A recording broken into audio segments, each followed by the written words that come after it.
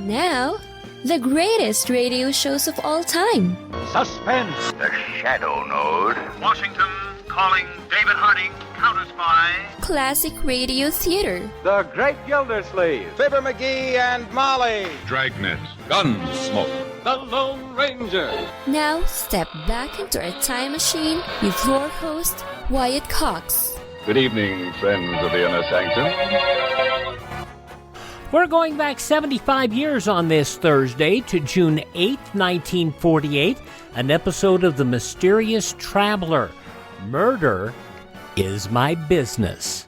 And we thank you for tuning in. On this Sure Happy It's Thursday, it is the 8th day of June, 159th day of the year, 206 days remaining until we get to 2024. Tennessee became the 11th and last state to secede from the Union on this date in 1861. The Texaco Star Theater debuted on television on this date in 1948. The star, Milton Berle, who was able to take his humor to the next level by using the video element. So he would come out dressed in dresses and that sort of thing, and it was ironic. You know, we sit here and we talk about the cross-dressing and such. It goes back to 1948 and television and Milton Berle, although there was no sexual element in it. It was just done for slapstick comedy. 1968, James Earl Ray, Martin Luther King Jr.'s assassin, was arrested. In 1982, President Reagan became the first American president to address a joint session of Britain's parliament. Negro Baseball League great Satchel Paige died on this date in 1983. But I wasn't quite at myself at that time. All I had was control. I didn't have nothing on my fastballs. You look pretty good to me, and I think that a lot of people figure, well, maybe this is Satch's last year. Maybe he's not going to be as good as he was last year. But I think you showed him out there, Sonny, that you're just as good, if not better than you were last year. Well, I tries to keep up like that. But, Jack, I don't think this is my last year. I think I can play baseball about 15 or 20 more years. Well, I'll keep up with Landon. the way you throw that ball, I think you'll do all right. A 1958 interview with WTVJ's Jack Cummin in Miami. He was 52 at the time. Back in 1958, Satchel Paige passing away in 1983 at the age of 76. It was in 1998 Charlton Heston assumed the presidency of the National Rifle Association. So, as we set out this year to defeat the divisive forces that would take freedom away, I want to say those fighting words for everyone within the sound of my voice to hear and to heed, and especially for you, Mr. Gore. From my cold, dead hands. Heston would serve as NRA president until 2002 after being diagnosed with Alzheimer's disease. Heston would pass away in 2008 at the age of 84. 2009, two American journalists found guilty of illegally entering North Korea and sentenced to 12 years of penal labor. North Korean leader Kim Jong-il pardoned the two on August 5th of 2009, the day after former President Bill Clinton arrived in the country on a publicly unannounced visit.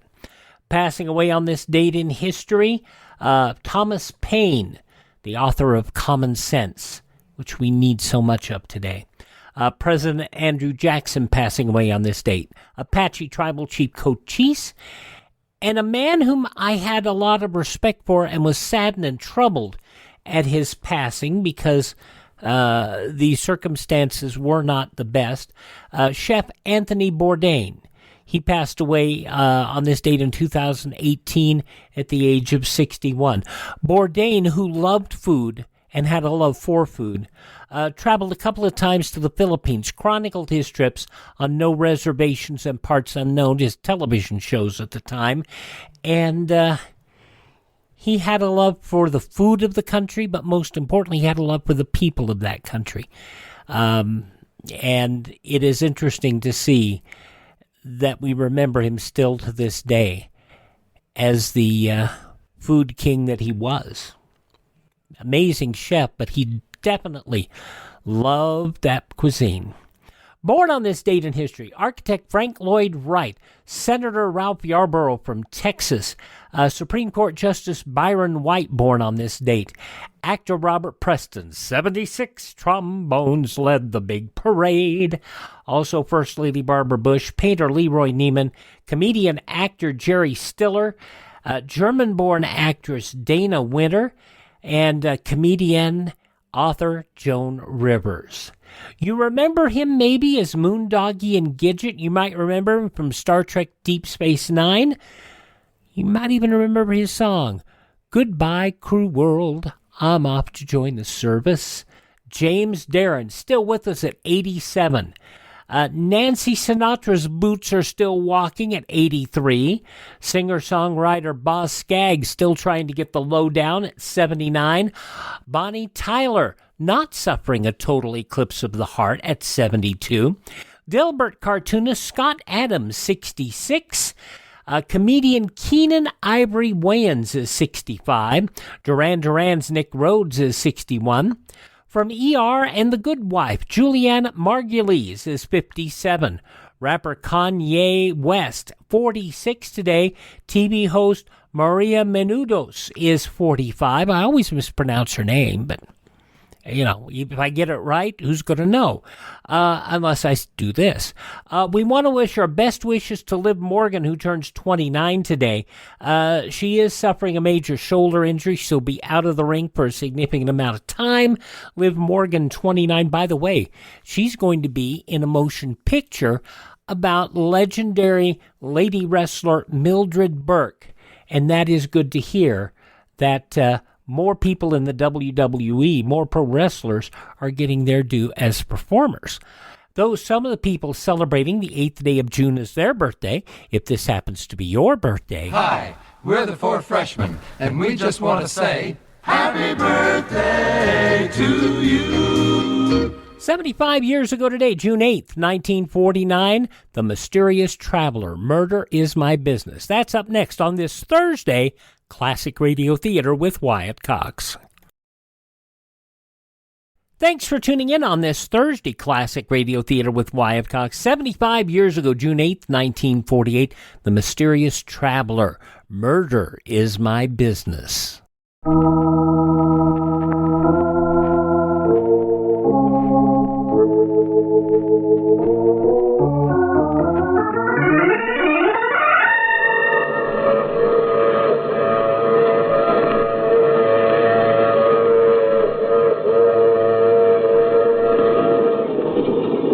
Broadcasting System presents The Mysterious Traveler, written, produced, and directed by Robert A. Arthur and David Kogan, and starring tonight 2 of radio's foremost actors, Eric Dressler and John Sylvester, in an original radio drama titled Murder is My Business.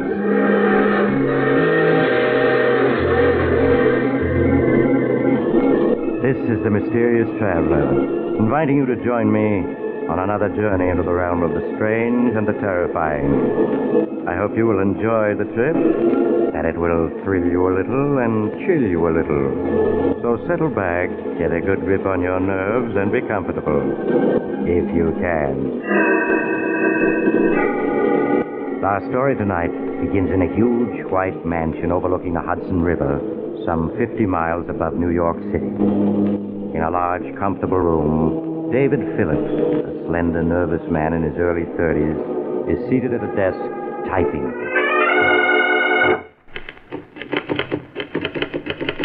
Dear Julia, a year has passed since we last saw each other, and I'm writing this letter with the hope that you will understand all that I'm about to reveal, and understanding will forgive me.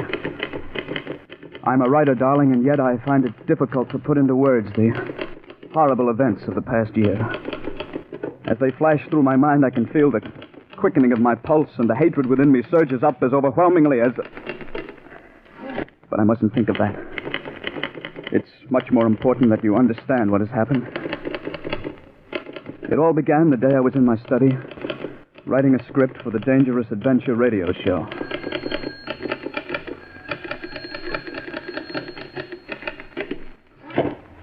Darling, it's for you. Who is it? It's Basil King. Basil King? Dave, wait a minute. I want to talk to you. But, honey, Basil King, I can't keep him waiting. Yes, you can. Well, we'll talk fast. King's looking for a writer for his radio show, isn't he? Yeah, Sig Rodman just quit. Quit? You mean he had a nervous breakdown? And so has every other writer who's ever worked for Basil King. Dave, I don't want you to write for him. But, Julie, his show pays $600 a week. We could pay off all our debts with that kind of dough. Darling, be sensible. No amount of money is worth the punishment you'll have to take from him. Now, look, we'll talk about this later. He's on the phone. Tell him no. Shh, he'll hear you. Hello? Mr. Phillips, this is Basil King speaking. Oh, yes, Mr. King. Several people have spoken very highly of you as a radio writer, and at the moment I'm in need of one for my show, Brad Barker, Private Eye. Would you care to discuss the matter? I'd like to, very much. Are you free for luncheon tomorrow? Yes, I am. Shall we say 1 o'clock at the Algonquin? All right, Mr. King. Just ask for my table. Good day, Mr. Phillips. Good day. Now, honey, don't look at me that way. Dave, I just don't understand you. It doesn't make sense wanting to write for him. Everyone who's ever worked for Basil King detests him. He's the most hated man in radio. Be reasonable, Julie. $600 a week is a lot of dough. If I can't get along with King, I'll quit. Now, what more can you ask? Next day, as the head waiter led me through the crowded dining room, I could see Basil King seated at a table in a far corner of the room. King was a tall, slender, gray-haired man in his late 40s. He had a cold, impassive face, and his movements were stiff and precise. It suddenly occurred to me that he bore an amazing resemblance to Clifton Webb, the Hollywood star. As I reached King's table, he stood up. How do you do, Mr. Phillips? I'm Basil King. Have a seat, won't you? Thank you. I suggest we talk first and order luncheon later. All right, Mr. King. Now, Mr. Phillips, to begin with, I'm a man who believes in frankness. I dare say this frankness of mine has led to my making a large number of enemies and has given me the reputation of being an extremely difficult person to get along with. No doubt you've heard quite a few stories about me. Yes, I have. Believe me, they're highly exaggerated. Great talents, such as myself, have always been misunderstood. The petty minds in this world, not understanding men of genius, are forever seeking to destroy us. I see. I wonder if you do, Mr. Phillips. I wonder if you do. I ask very little of my writers, merely a modicum of intelligence and the ability to accept constructive criticism. That sounds reasonable enough. Yes, one would think so, and yet I haven't been able to find a writer who understands me. I'm sure you will sooner or later. Perhaps, but to date it's been very discouraging. However, we mustn't dwell on the past. Now, Mr. Phillips, you come highly recommended, and I trust that ours shall be a happy and profitable relationship. I hope so. By the way, you aren't troubled by ulcers, are you? Why, no. Good. For some unfathomable reason, all the writers I've had in the past seem to have been afflicted with ulcers. I can't stand people who are always taking pills and subsisting on bland diets. Tell me, are you familiar with my show, Brad Barker, Private Eye? Oh, yes. I've heard it quite often. Good. Then you're undoubtedly aware that there are two things I insist upon in my shows. Clever plots and gimmicks that work. Bear that in mind, Mr. Phillips. Clever plots and gimmicks that work. I understand. It's on those two rules that I have single-handedly built the most popular detective show on the air. You've only to look at the Hooper rating of Brad Barker, Private Eye, to substantiate what I'm saying. Yes, I know. You've got a terrific rating. 18.6. Needless to add, my sponsor, the Zestful Chewing Gum Company, has increased its sales tremendously. Now, Mr. Phillips, I'm prepared to pay $600 a week for the writing of Brad Barker. Is that satisfactory? Yes, that sounds fair enough. When may I expect your first script? Well, let's see. Today is Wednesday. What about Monday morning? That's satisfactory. Monday morning it is. Now, shall we order luncheon? An hour later, Basil King and I separated in front of the Algonquin. I went home and started work on the script, determined to turn out a show that would make King sit up and take notice. After 4 days and nights of intensive writing, I completed the script. Monday morning, I went downtown to Basil King's luxurious office and turned the script over to him. As I sat by his desk, watching him read it, it was hard to tell what he thought of it. His face was cold and impassive as he turned page after page. At last, he finished reading it and looked up. It won't do, Mr. Phillips. It won't do? Well, why not? First of all, you haven't caught the spirit of Brad Barker in your dialogue. But more important, the plot is weak, and your murder gimmick won't work. Well, I don't see why it won't. Would you mind explaining? In this script, you have the victim, what's his name? Charles Riker. Yes, you have this fellow, Charles Riker, whose life has been threatened, barricade himself in a small cabin. All doors and windows are locked from the inside, and in addition, he's armed to the teeth and has a watchdog with him. That's right. 2 days after this fellow Riker has barricaded himself, Brad Barker breaks into the cabin to find him dead. Dead. Of poison. Yes. Your gimmick is that the murderer, unable to get at Riker, has tapped the water pipe which ran from the spring to the cabin and poisoned the water. Yes, well, what's wrong with that? My dear fellow, don't you think that when Riker drew a glass of water in the cabin, he'd have tasted the poison in the water? But I planted in the script that the poison was tasteless. Oh, you did. Well, nevertheless, it won't work. Oh, why not? It just doesn't ring true. I don't feel it. Why not? We should stop asking why not.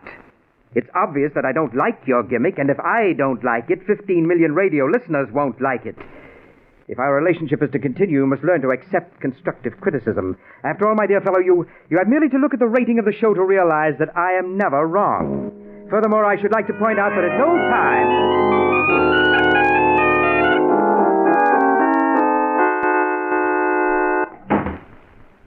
Is that you, Dave? Yes, Julie? How did King like your script? He didn't like it. That's putting it mildly. Oh, but that was a good script. One of the best you've ever done. That's what I thought. But Mr. King didn't. No wonder all his writers have nervous breakdowns. That man doesn't know what he wants. Well, I'll give it one more try.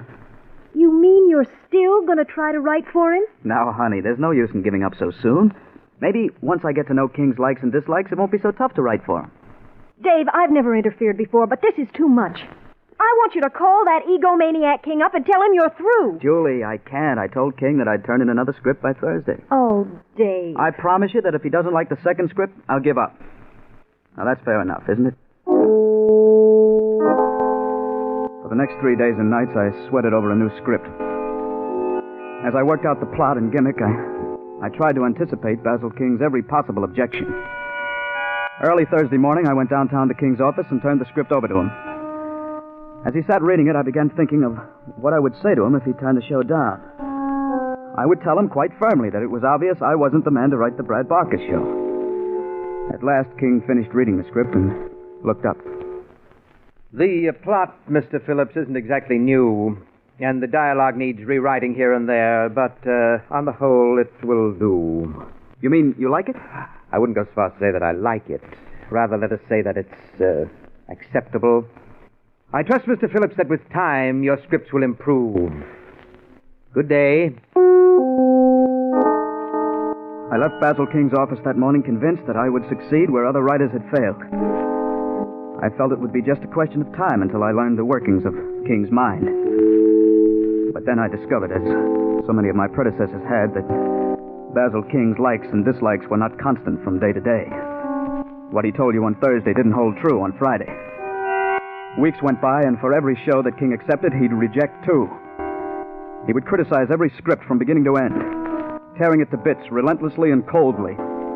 Any questioning of his criticism would lead to his redoubling his attack. 1 week slipped into another, and with each passing week, my hatred for Basil King grew. Life became a nightmare of deadlines, of writing endlessly with one eye constantly on the clock. Darling, you just can't go on this way. You've got to quit. Julie, we've been over this a dozen times already. We need the $600 a week to pay off our debts. What good is that money if you have a nervous breakdown? Look at yourself. You've lost 15 pounds in these past weeks, and you're smoking 5 packs of cigarettes a day. Please, Julie, I've had all I can take today. Now, let's not talk about it anymore. You're not kidding me, Dave. The money is only part of it. It's your pride that won't let you quit. My pride? Yes. You can't stand the thought of quitting like the others did. You've got to prove that you're better than they are. That's enough. Well, it's the truth, isn't it? It's only your pig-headed pride that makes you go on when anyone with sense would quit. I said that's enough. Dave, we can't go on like this. What do you mean? I'm not going to stand around and watch you have a breakdown. You'll have to choose between Basil King and myself. Now, look, Julie, you're upset. You don't know what you're saying. I know perfectly well what I'm saying. I'm asking you to choose between Basil King and myself. Stop trying to intimidate me. I told you before I'm not quitting, and I meant it. All right, Dave. If that's the way you want it, I'm leaving. Well, go ahead. No one's stopping you. Basil King may be able to make you quit, but not me. You call it pride, okay. But I won't let a louse like him beat me. Somehow I'll get the better of him. You wait and see. Goodbye, Dave.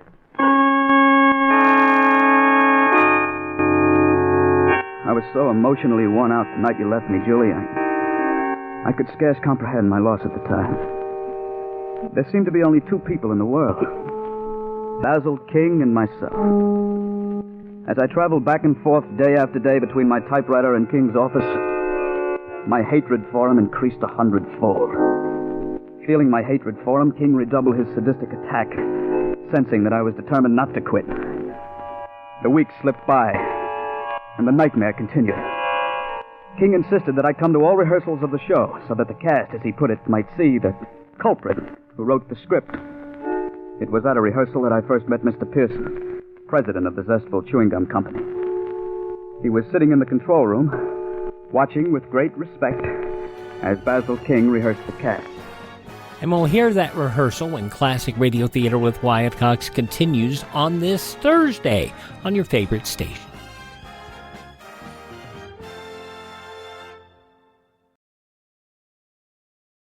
Just going to take a minute here to tell you about the big savings going on now, the clearance sale at mypillow.com.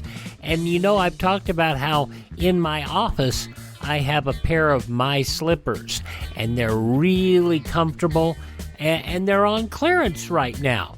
The mypillow.com slippers, $25 a pair, limit 10. And I would buy 3 or 4 more pairs. Unfortunately, they're out of my size. They also have sheets, pillowcases, clothing items, all on special right now. Go to mypillow.com, click on the clearance tab at the top of the page, use my promo code Wyatt, or call 1-800-928-4715.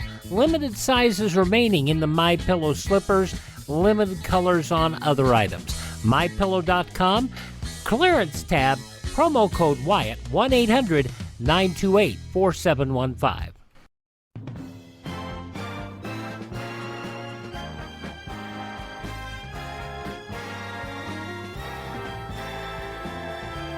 Classic Radio Theater with Wyatt Cox on your favorite radio station. We're listening this hour on this Thursday to an episode of The Mysterious Traveler, Murder is My Business, as it was originally broadcast on Tuesday, June 8th, 1948. In the newspapers of that Tuesday, 75 years ago, these were some of the headlines. The Arabs and the Jews have Count Folke Bernadotte's proposal for a ceasefire in Palestine, but it was unlikely any truce could occur this week. Bernadotte, United Nations truce mediator, gave the proposals to Jewish and Arab authorities last night and said he expects replies within the next 2 days. Little possibility seen for a ceasefire this week, since the Arab League's political committee is not scheduled to meet in Cairo before Saturday. 2 fundamental differences beset the working out of a truce. The Jews have insisted upon unlimited immigration into Palestine and the reopening of the Jerusalem-Tel Aviv highway, over which Jerusalem's hungry 90,000 Jews get their foods. The Arabs have opposed both these conditions. The Senate last night approved an amendment to the 19 through 25 draft bill that would forbid the collection of poll taxes from men inducted into the armed services and moved a step nearer final action in the must measure. The provision approved by a 37-35 roll call vote after the Senate had killed 6 other amendments by Senator William Langer, the Republican of North Dakota, to outlaw discrimination and segregation in the armed forces. Voting for the anti-poll tax proposal were 34 Democrats and 34 Republicans and 3 Democrats. 5 Republicans and 30 Democrats opposed it. Official suspicions aroused yesterday that Britain was playing host to a Russian spy when Lieutenant Colonel Wyatt Cox made his controversial visit in April and May. The belief grew in informed circles that Tassayev actually was a secret agent assigned to find the route of the Freedom Road, over which dissatisfied Russian officers and officials are fleeing. President Truman broke his western trip yesterday for an overnight rest at the luxurious mountain resort of Sun Valley, Idaho, high in the Sawtooth Mountain regions. The presidential train reached nearby Ketchum, Idaho at 1:30 in the afternoon. The president met by Governor C.A. Robbins and his wife. The president and his family then drove to a luxurious cottage in Sun Valley for a respite from the grueling cross-country tour. John L. Lewis and his mine workers opened negotiations yesterday for a new national soft coal contract and hinted at a new strike. After referring to the producers as fat cats and declaring he came to the bargaining table only through duress, Lewis declared the United Mine Workers had no wage demand, but he said the union insists upon payments of nearly $20 million of welfare benefits to distressed miners as a condition precedent to a new contract. Negro leaders charged yesterday that Negro leaders attempted to sign the Democrat Party enrollment books in Bennersville, South Carolina, but were stopped by a state party official after 8 names had entered their names. John H. McCrae, chairman of the South Carolina Progressive Democrat Negro Party, said the 8 enrolled as part of a statewide campaign to get Negroes' names on the rolls. Last week, 2 Negroes enrolled in Richland County and said they would sue if their names were later purged. Though some of the day's top news stories, how far have we come? Some of the day's top news stories from the newspapers of Tuesday, June 8th, 1948. On your radio, The Mysterious Traveler. The conclusion comes up next on this Thursday, Classic Radio Theater with Wyatt Cox on your favorite station. Friday's Classic Radio Theater, Mr. Keen, Tracer of Lost Persons from 74 years ago, June 9th, 1949, The Case of Murder and the Star of Death. And William Podmore sits in for Bennett Kelpack, who was taking a short break on doctor's orders. That'll be coming up on Friday's Classic Radio Theater with Wyatt Cox. Online anytime at classicradio.stream, and find our podcast sources there as well. Now, the conclusion of The Mysterious Traveler, Murder is My Business, June 8th, 1948. No. My dear Miss Hunter, I assumed when I hired you that you were a radio actress. If I'm wrong, please enlighten me. What did I do that was wrong, Mr. King? I don't feel it. I just don't feel it. Try it again. Rocky, you've got to give me a chance to explain. It wasn't my fault. Honest, it wasn't, Rocky. Cut. Miss Hunter, you sound too young. I want you to age the role 1 year. Mind you, just 1 year. Yes, Mr. King. Rocky, you've got to give me a chance to explain. It wasn't my fault. Honest, it wasn't.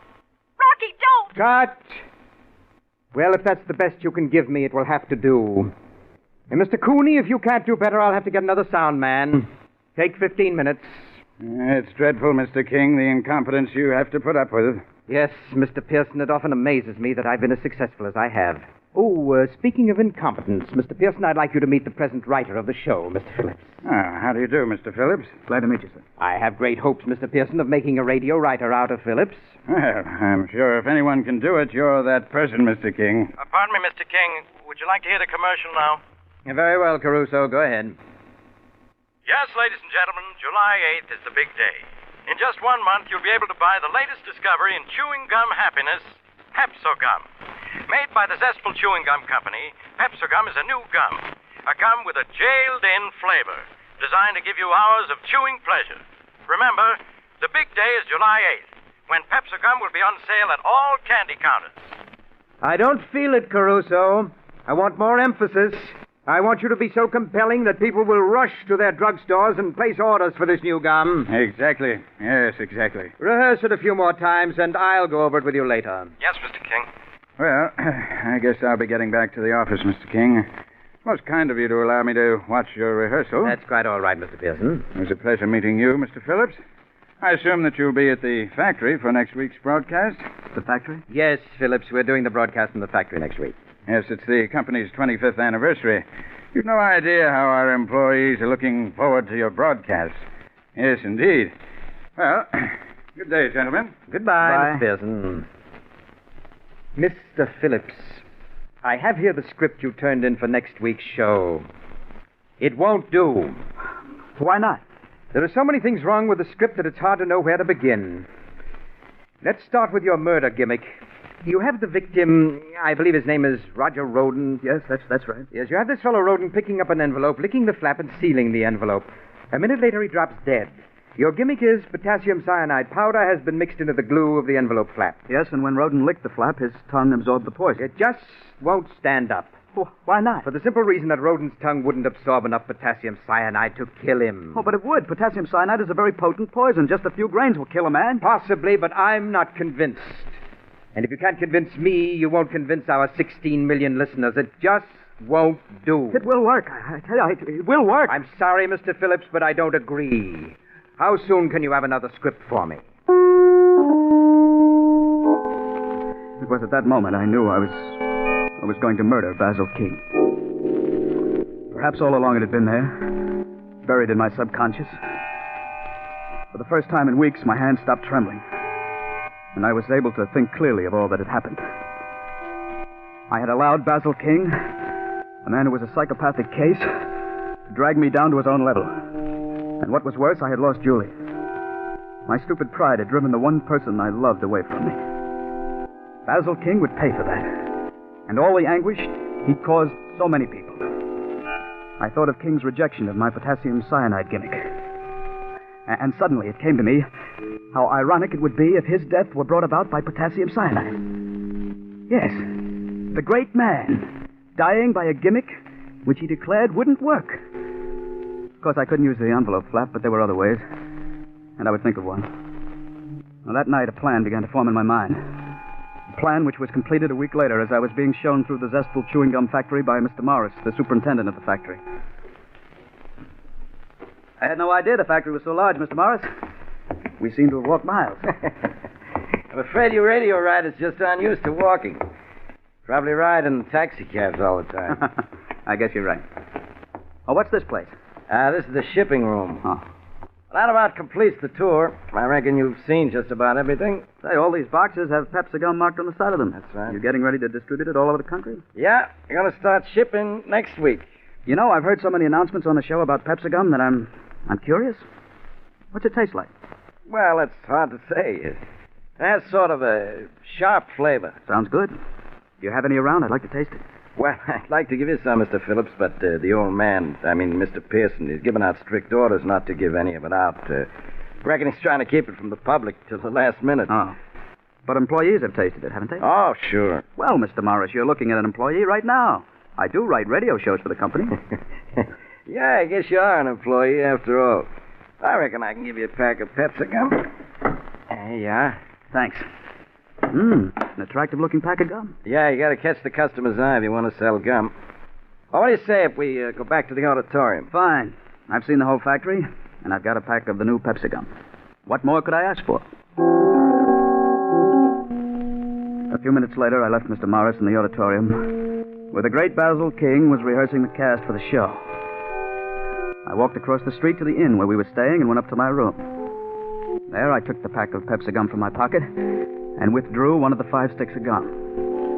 I very carefully removed the wrapper, and then taking a dampened handkerchief, I wiped the candy powder off the stick of gum. It took but another minute to evenly sprinkle potassium cyanide powder over the wet stick of gum. In a very short time, the gum dried, and it was impossible to tell that the fine, powdery coating on it was a coating of death. I rewrapped the stick of gum and carefully inserted it in the center of the pack. When I arrived at the auditorium 10 minutes before airtime, the great man was relaxing in the control room. With him were Mr. Pearson and Bill, the broadcast engineer. Oh, there you are, Mr. Phillips. I was afraid you were going to miss the broadcast. Mr. Phillips may not be a good writer, but he is a punctual one, Mr. Pearson. Mr. King, you're a great one for banter. You have a ready wit. Thank you, Mr. Pearson. Look at that auditorium. Completely packed. I've never seen our employees so enthusiastic, and it's all due to you, Mr. King. I hope you'll say a few words to them after the broadcast. Why, I should be delighted to. Can you spare a minute, Mr. King? What is it? Do you remember that script I turned in a week ago with the potassium cyanide gimmick? You mean where the victim licked the envelope flap and was poisoned? Yes, I remember that deplorable script. What about it? Well, I was wondering, what if we were to switch the potassium cyanide to something else? Instead of the envelope, perhaps the cyanide might be sprinkled on a piece of candy or something like that. No. It would never work. I don't feel it. You really don't think it would, huh? Certainly not. Really, Mr. Phillips, you're showing less and less imagination from week to week. Well, I just thought I'd mention it. Hey, Mr. Phillips, that pack of gum you have, isn't that the new Pepsi gum? Yes, Mr. Pearson, that's right. But I gave strict orders that it wasn't to be given out. How did you get it? Yes, how did you get it? I found this pack in the shipping room. I hope you don't mind my having taken it. Well, no. After all, we are just one big family. You see, Mr. Pearson, I've heard so much about the new Pepsi gum that I was curious to find out what it tasted like. Well, what did you think of it? Well, I haven't tried it yet, but I guess this is as good a time as ever. Have a piece? Don't mind if I do. Thank you. What about you, Mr. King? No, thank you. You mean you aren't even curious to know what Mr. Pearson's new gum tastes like? Please, Mr. King, I'm very eager to know what you think of the flavor. I have great respect for your opinion. Very well, Mr. Pearson. Here you are, Mr. King. Thank you. I understand it has a sharp flavor, Mr. Pearson. Yes, but delightfully so. That's delicious. Now, I have a feeling that Pepsi gum is going to be a tremendous success. Go ahead, Mr. King. Put it in your mouth. I'm anxious to have your opinion. Yes. Yes. No, certainly has a sharp taste. Oh, not that sharp. Keep chewing it. 1 minute to airtime, Mr. King. Thank you. I watched the great man, Basil King, chewing a stick of Pepsi gum. I knew that he found the flavor a bit sharp. And if Mr. Pearson hadn't been watching him, he would have spat it out. Yes, Mr. King didn't like the flavor, but with the sponsor looking on, he had to continue chewing. I watched the minute hand sweep around the clock. In 30 seconds, we would be on the air, and according to my calculations, Mr. King would keel over 15 seconds after we were on the air. Stand by. I'll give you the go-ahead, Mr. King. Very well. Coming up. Go ahead.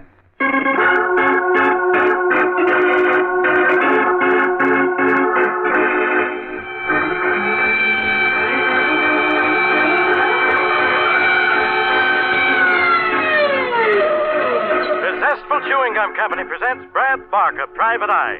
Conceived, produced, directed, and edited by Basil King.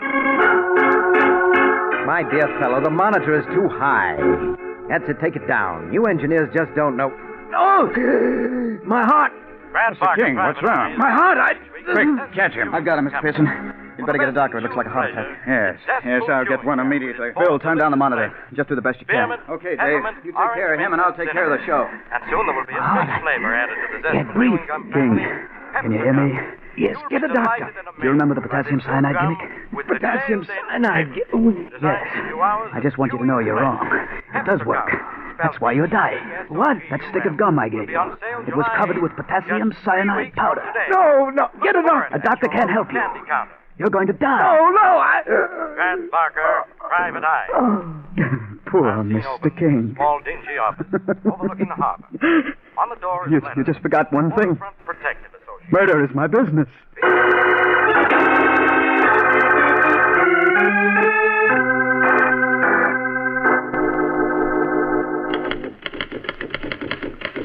Julie, darling, that was a year ago, and I've never ceased to regret your leaving me. I'm writing this in the hope that you will find it in your heart to forgive me.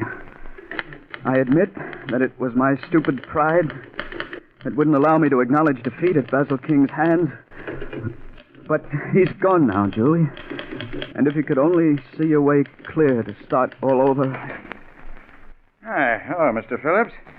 Remember me, John Pearson? Mr. Pearson? Yes. Do you remember Mr. Morris, my factory superintendent? Hello? We happened to be driving past and thought it'd be a nice gesture to drop in and find out how you were getting along. Please, I've got to finish this letter to my wife, Julie. I've got to finish it. It doesn't seem to be getting any better, does it, Mr. Pearson? No, he doesn't. Look at all these letters scattered around. Must be at least 100. They're all addressed to his wife. What a pity, huh? Yes, I'll never forget that day that Basil King died of a heart attack. I came back to the control room to find poor Mr. Phillips crying hysterically over the body. He never has gotten over the shock of Basil King's death. What a wonderful friendship that was.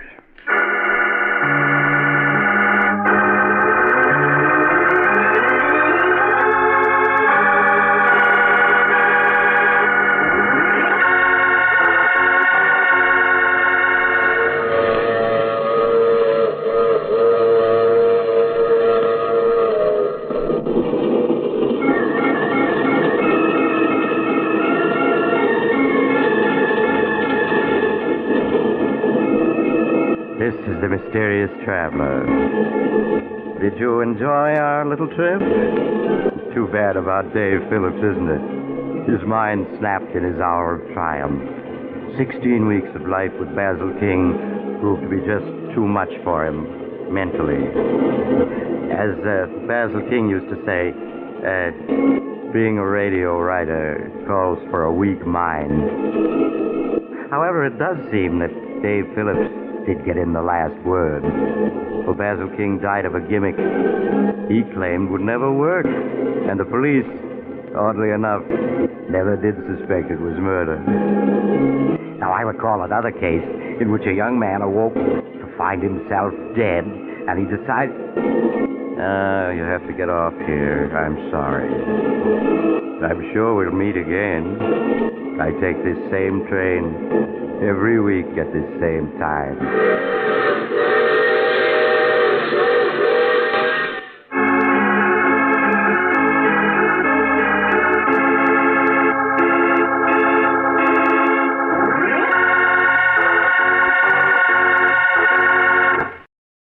You have just heard The Mysterious Traveler, a series of dramas of the strange and terrifying. All characters in tonight's story were fictitious, and any resemblance to the names of actual persons was purely coincidental. In tonight's cast were Maurice Tarplin, Eric Dressler, John Sylvester, Shirley Blank, and Richard Coogan. Original music was played by Paul Taubman. Sound was by George Cooney, broadcast engineer Walter Payne. Mysterious Traveler is written, produced, and directed by Robert A. Arthur and David Cogan.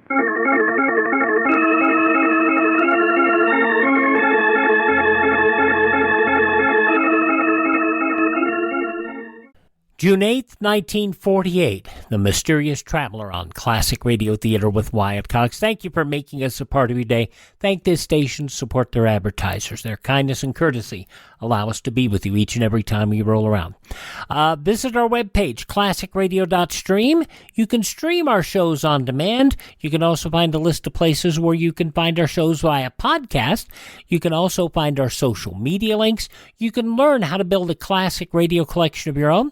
And if you like what you do and like what we do here and like to help us out, you can buy me a coffee. That buy me a coffee money goes toward helping us acquire additional classic radio collections and helps us maintain our distribution channels. That's at classicradio.stream. Thanks for spending part of your Thursday with us. Tell all your friends the greatest radio shows of all time are right here at this spot on the dial. Classic Radio Theater with Wyatt Cox on your favorite radio station.